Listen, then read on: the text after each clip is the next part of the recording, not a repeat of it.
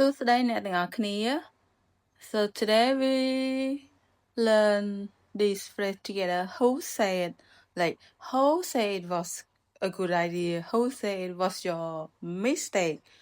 Who say I don't know.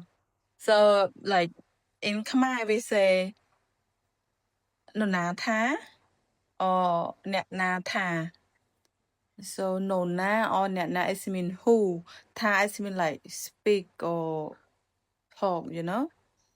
So who say in Khmer we say net na tha, net na tha, or no na tha. And like and another way to say it, anatha.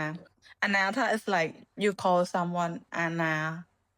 It's not really nice to say, so I'm not recommended to say it, but just for you to know, like for your knowledge, if people say it, you know they kind of angry, upset, or they mean, rude. So you know that, and that's the present. And if you want to say in the past, you say nè na ke ni giấy or nè na ke than chăng, nè na ke ni giấy chăng or nè na ke than chăng. Okay, nè na ke ni giấy and chăng, nè na ke than chăng. So it means who said it? Who said it? Who said it was your good idea? Okay, and anatha also mean like a homeless person.